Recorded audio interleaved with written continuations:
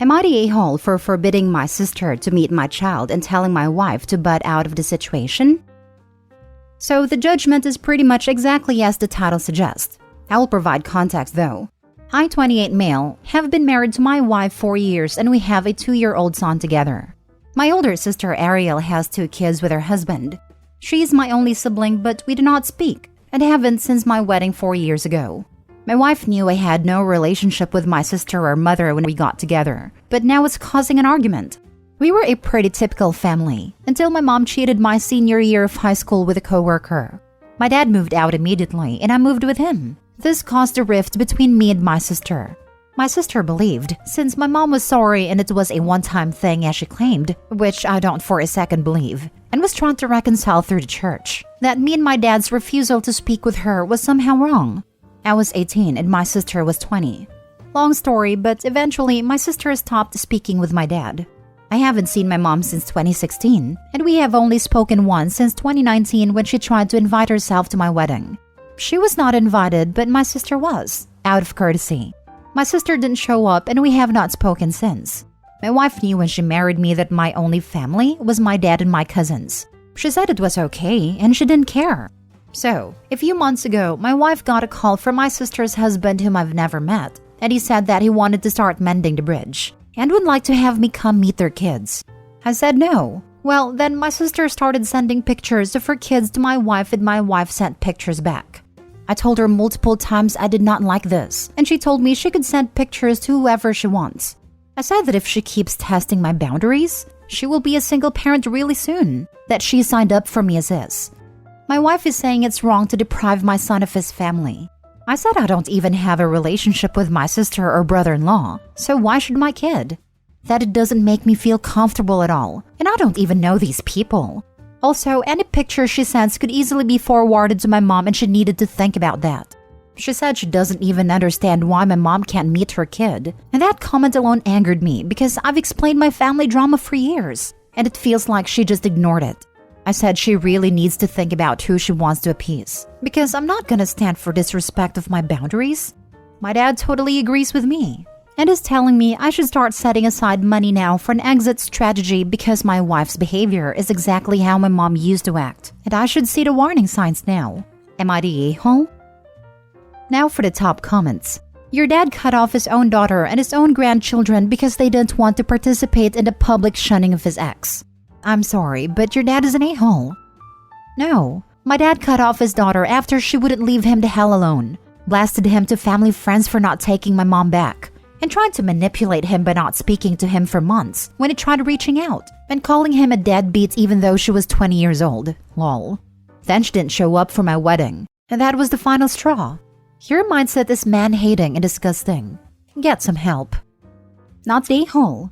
This was all clearly defined at the beginning of your relationship. Why does she even care?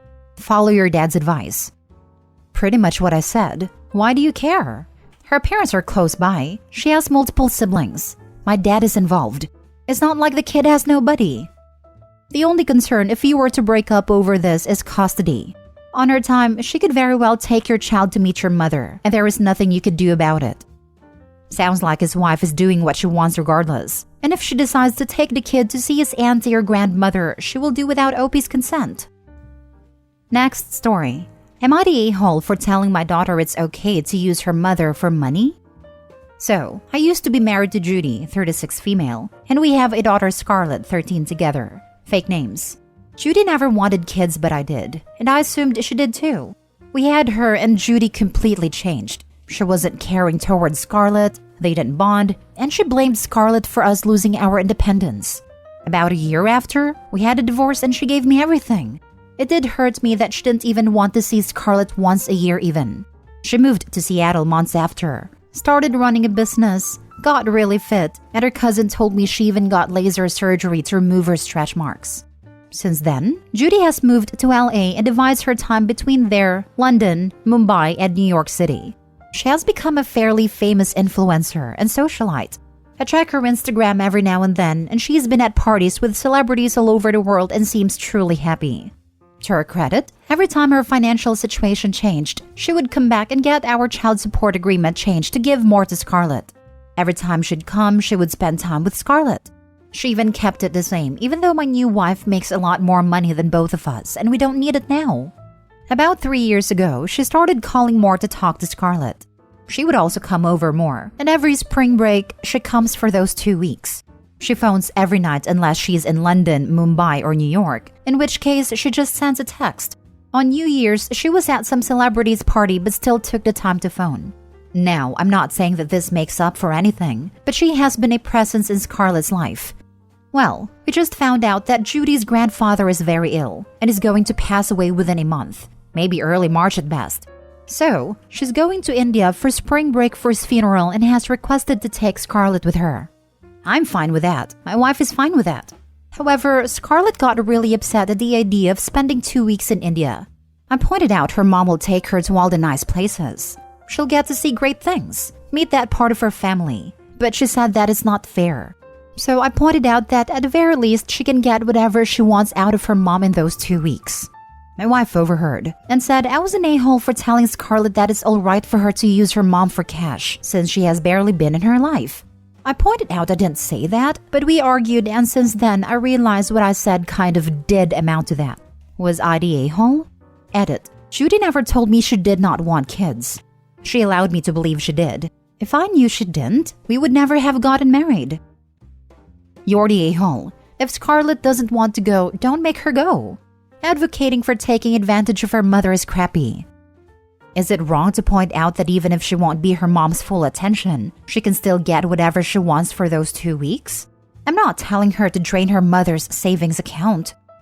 Yes, this is wrong.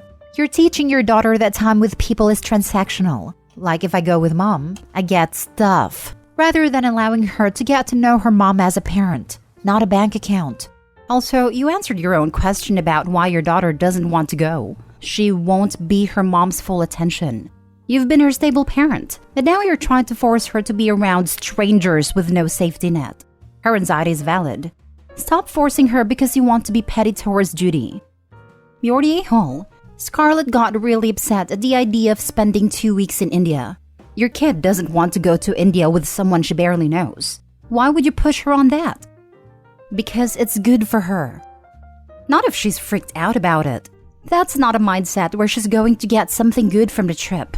The main thing she's going to get is that you, her dad, don't care about forcing her to do something that feels unsafe just so you can get some petty revenge on your ex.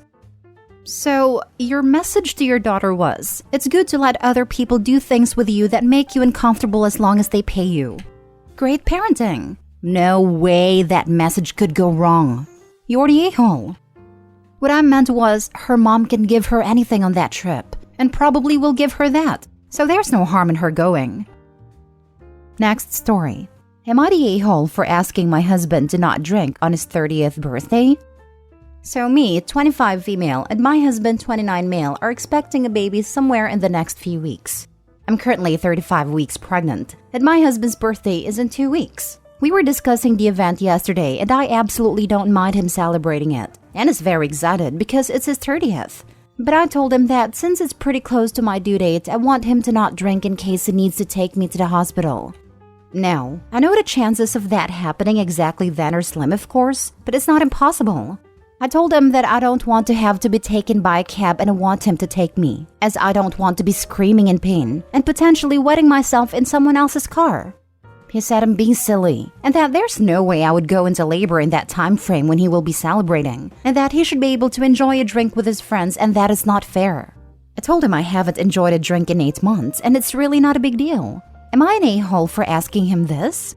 Edit. He wants to celebrate the birthday at our place, which is outside the city, so it would take a long time for someone to drive to our house and then all the way back. I understand that probably most births don't happen fast, but both my mother and grandmother had very quick births. I also understand there's plenty of situations where he might not be able to drive me personally, like if he's broken his leg or whatever, but these situations I can't predict. I'm not trying to control him. I very much encourage him to celebrate. But he's a lightweight, 1 to 2 beers, and is already tipsy. And no, I'm not mad because he can drink and I can't. And I'm not just being a mean woman. This is my first pregnancy and honestly, I'm terrified of giving birth. Maybe it's not that scary. Plenty of women do it every day, I know. But things happen and you never know what's gonna happen to you. And I need him there. present and sober, and I want to not have to worry if he's all there. Now for the top comments. You're the a-hole. And I say this as a woman with a toddler and a baby. Let him enjoy his birthday. It's going to be way harder to do things once the kid is there. The odds of going from absolutely no signs of labor to ready to go to the hospital in the course of a few hours is very unlikely. Is he planning on getting so absolutely drunk that he can't stand up for 2 days? My sister-in-law gave birth in the ER waiting room because they didn't make it on time to get her checked in. My niece was 2 weeks early too. Is having a drink or 5 really worth the worry it causes to your pregnant wife and the risk of missing something that relevant? Surely it's possible to make a game plan just for that night. Designate a driver who can drive OP to the hospital just in case she happens to go into labor that night of his birthday. OP's husband can agree to limit his intake to a few drinks, so he isn't very drunk. I feel like there's room for compromise here. No a-holes here. I can see both sides honestly.